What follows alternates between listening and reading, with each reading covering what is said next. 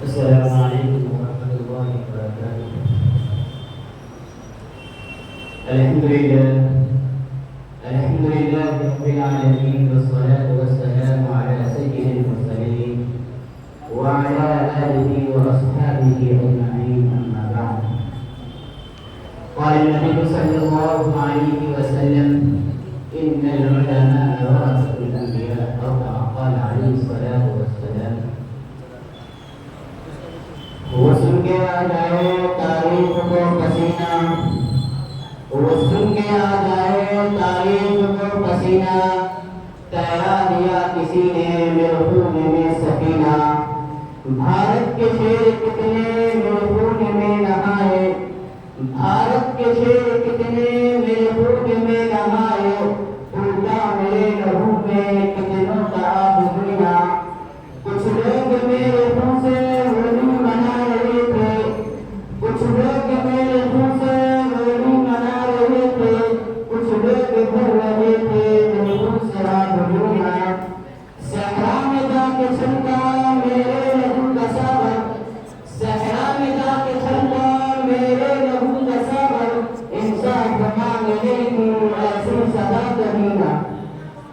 حضرات احترام صاحبان اور ہمارے مشرف اساتذہ کرام اور عزیز ساتھیوں، جب ہندوستان کی سرزمین میں انگریزوں کا نقاب سایہ تھا اور وہ اپنی شاطرانہ و عجرانہ چالوں سے یہاں کے مالک بن بیٹھے، جب باشندگان ہند طرف طرف کے ظلم کے پہاڑ توڑے جانے لگے، جب ہندوستان کو غلام بنایا جانے لگا، جب ہندوستانیوں کا خون ان کے پسینوں سے عرضہ ہونے لگا، تو ایسے نازک دور میں سب سے پہلے جس نے اعلیٰ نے بغاوت بلند کیا وہ محدث کبیر نازش وطن شاہ عبدالعزیز بن ولی اللہ محدث دہلوی ہے. شاہ عبدالعزیز کا قطعہ کیا تھا؟ گویا ایک مرد قطعہ تھا جو دشمنوں کے نفل تمنا پر گر گئی. انگریز کی نیندیں حرام ہو گئی، انگریز کی نیندیں حرام ہو گئی. جگہ جگہ آزادی کے شعلے پھڑکنے لگے، جگہ جگہ آزادی کے پرچم لہرانے لگے، سیٹوں میں وہ بڑے ہونے لگے اور بھارت نے انداز لڑنے شروع کر دی. یہ تو حقیقت ہے. اگر ہندوستان کی جنگ آزادی میں علماء کرام شہید نہیں ہوتے، ہندوستان کبھی آزاد نہیں ہوتا. اگر یہ سرخی آزادی نہ ہوتی تو تحریک آزادی نہ چلتی، تحریک بالاکوٹ نہ چلتی، تحریک خلافت نہ چلتی، تحریک ریشمی رومال نہ چلتی، ہندوستان چھوڑو تحریک نہ چلتی. چنانچہ 1857 کی جنگ آزادی میں جو محاذ بنائے گئے، ایک محاذ ہمارا پر جس کی قیادت مولانا جعفر خان نیسری کے پاس تھی، اور دوسرا محاذ شامی پر جس کی قیادت حاجی نگار اللہ محمد مکی کے پاس تھی. اس جنگ میں بڑے بڑے علماء اور صحابہ شہید ہوئے. اسی جنگ آزادی میں مولانا نانوتوی زخمی ہوئے، اسی جنگ آزادی میں مولانا گنگوئی زخمی ہوئے، اس جنگ میں حافظ امین شہید ہوئے. اس 1857 کی جنگ آزادی میں 2 لاکھ مسلمان شہید ہوئے، جن میں سارے 52,000 علماء کرام تھے.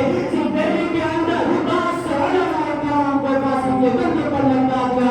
1861 میں 3 لاکھ قرآن کریم کو بغدادیوں نے جلا ڈالا اور اس کے بعد ہی سے علماء کرام کو ختم کرنے کا فیصلہ کر لیا. انگریز مولود کا مصنف لکھتا ہے 1864 سے لے کر 1867 تک اس 3 سالوں میں انگریز نے 14,000 علماء کرام کو تختہ دار پر لٹکا دیا.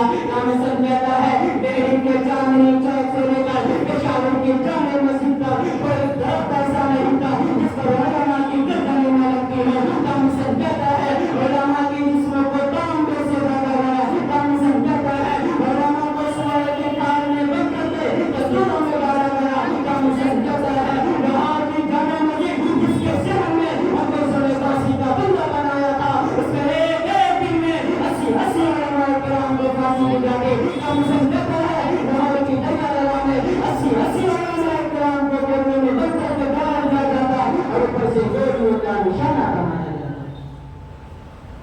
یہ شہزاد کا اسلام بھی شیخ اللہ مولانا عبدالقاسم نے بولے یہ لوگ اصل Ini saat मैं अपनी तकलीफ को खत्म करता हूँ, दुआ मांगता हूँ, اس کے بعد راشد آئے